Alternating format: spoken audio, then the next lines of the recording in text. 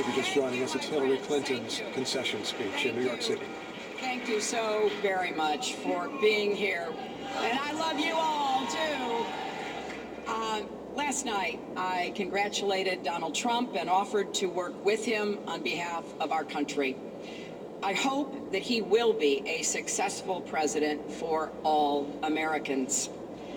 This is not the outcome we wanted or we worked so hard for, and I'm sorry that we did not win this election for the values we share and the vision we hold for our country. But I feel pride and gratitude for this wonderful campaign that we built together. This vast, diverse, creative, unruly, energized campaign. You represent the best of America, and being your candidate has been one of the greatest honors of my life.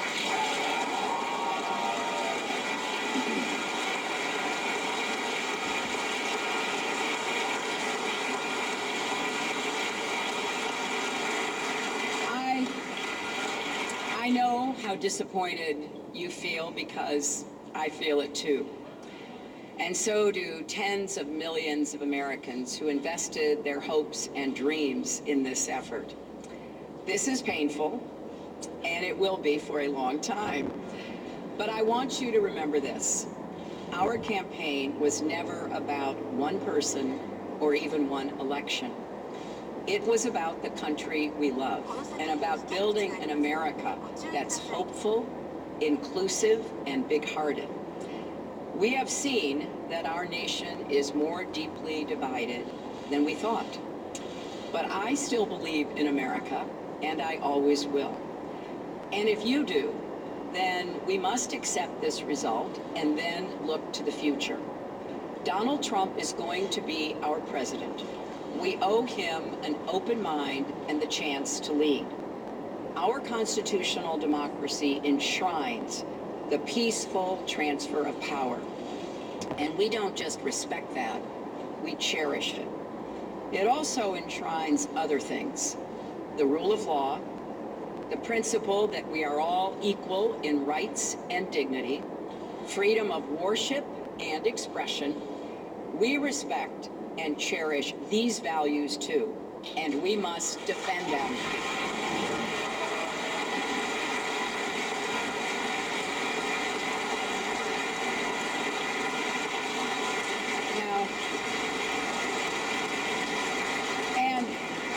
And let me add, our constitutional democracy demands our participation, not just every 4 years, but all the time. So let's do all we can to keep advancing the causes and values we all hold dear, making our economy work for everyone, not just those at the top, protecting our country and protecting our planet, and breaking down all the barriers that hold any American back from achieving their dreams. We've spent a year and a half bringing together millions of people from every corner of our country to say with one voice that we believe that the American dream is big enough for everyone, for people of all races and religions, for men and women, for immigrants, for LGBT people, and people with disabilities, for everyone.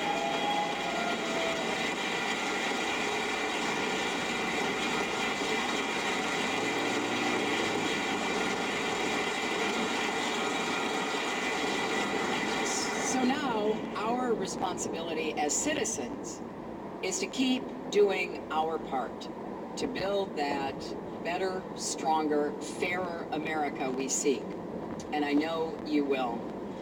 I am so grateful to stand with all of you. I want to thank Tim Kaine and Ann Holton for being our partners on this journey.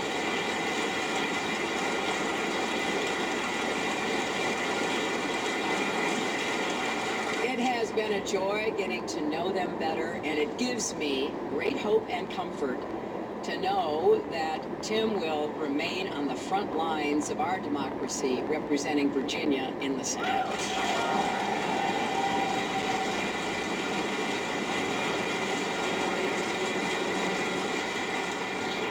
To Barack and Michelle Obama, our country owes you an enormous debt of gratitude.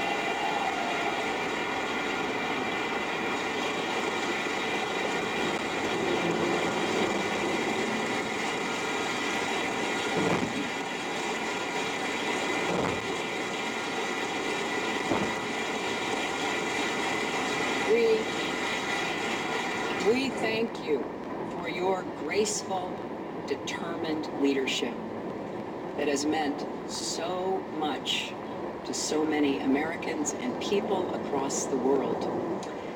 And to Bill and Chelsea, Mark, Charlotte, Aiden, our brothers, and our entire family, my love for you means more than I can ever express. You crisscrossed this country on our behalf and lifted me up when I needed it most. Even 4-month-old Aiden, who traveled with his mom. I will always be grateful to the creative, talented, dedicated men and women at our headquarters in Brooklyn and across our country.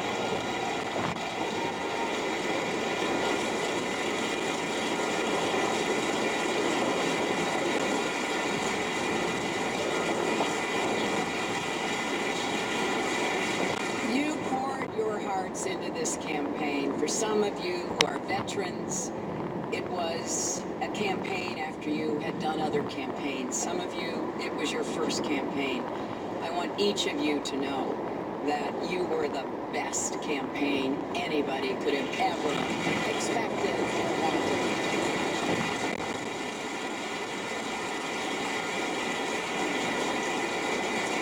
And to the millions of volunteers, community leaders, activists, and union organizers who knocked on doors, talked to neighbors, posted on Facebook, even in secret, private Facebook sites.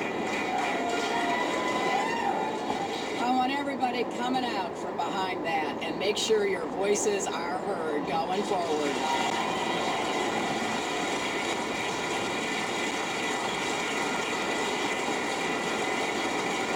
Everyone who sent in contributions as small as $5 and kept us going, thank you. Thank you from all of us. And to the young people in particular, I hope you will hear this.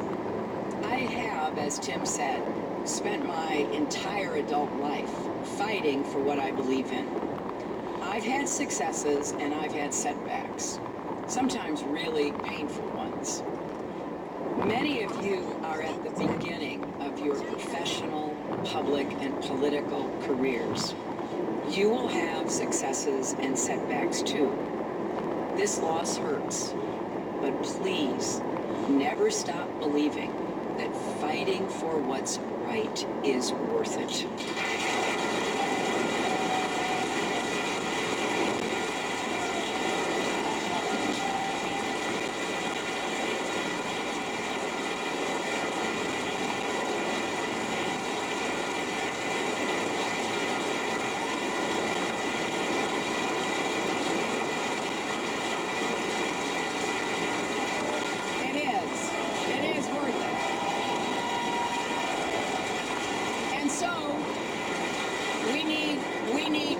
Keep up these fights now and for the rest of your lives. And to all the women, and especially the young women, who put their faith in this campaign and in me, I want you to know that nothing has made me prouder than to be your champion.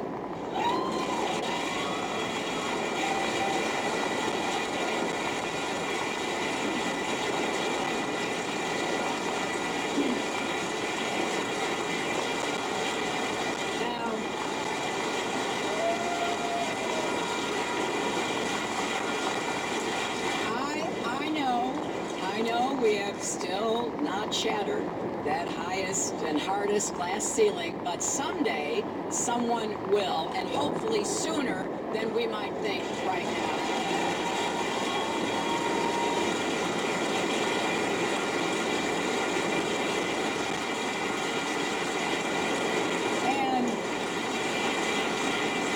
And to all the little girls who are watching this, never doubt that you are valuable and powerful and deserving of every chance and opportunity in the world to pursue and achieve your own dreams. Finally,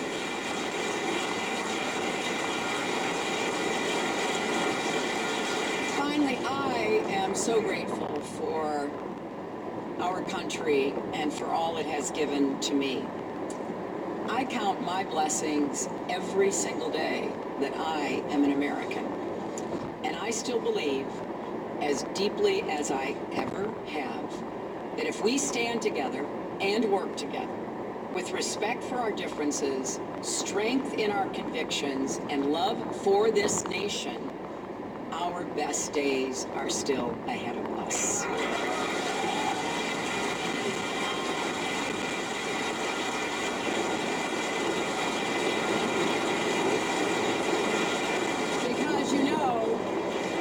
I believe we are stronger together and we will go forward together. And you should never, ever regret fighting for that. Scripture tells us, let us not grow weary in doing good, for in due season we shall reap if we do not lose heart.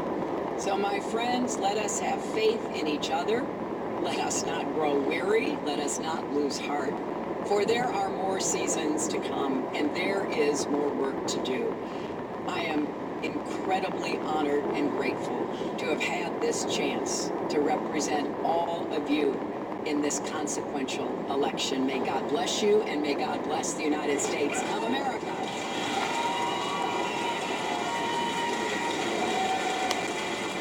Former Secretary of State Hillary Clinton getting a kiss from Bill Clinton after she finishes her concession speech, being hugged by Chelsea Clinton. Now, the heart of that speech, she said of Donald Trump, we owe him an open mind and a chance to lead, that the peaceful transfer of power was part of American traditions. But then she laid down a marker, Mara Eliason. She said, we also believe in the rule of law, that all people are created equal, and in the freedom of worship and expression, and spoke of defending that. Very, very briefly, Mara Eliason, it was a message of reassurance, I would think, for some of her supporters. And NPR's Mara Eliason is not with us, so let's just continue on here.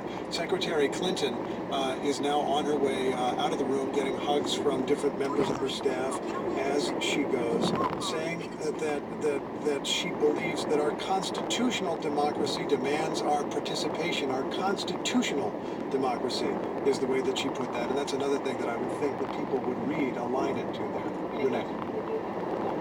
You do have to wonder how much harder that concession speech might have been to deliver, given that at this moment in time she is on track to win the popular vote. Which is going to become something politically significant. It certainly was when Al Gore won the popular vote. And she said this is painful. She said that this is painful and it will be for a very long time. And you could feel that in that room.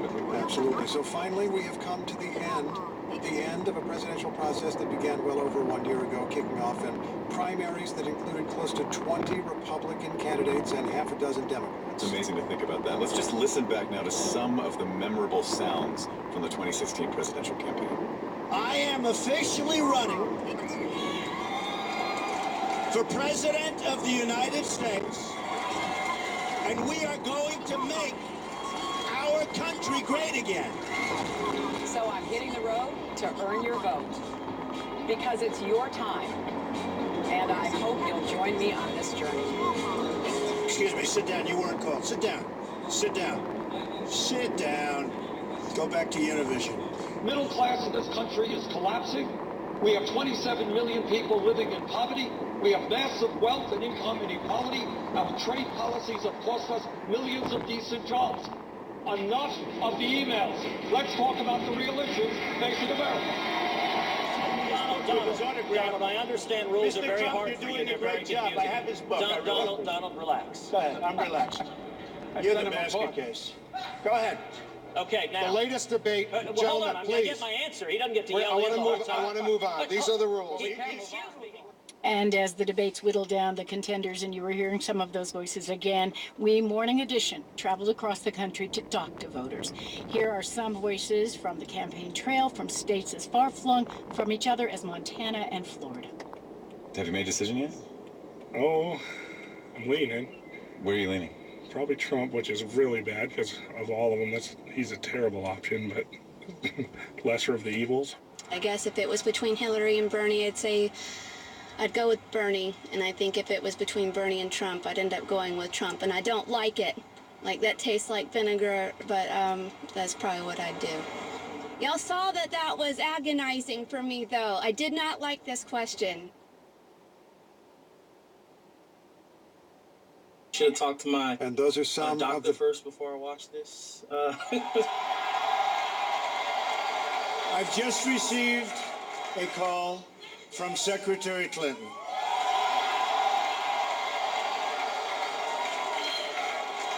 She congratulated us, it's about us, on our victory.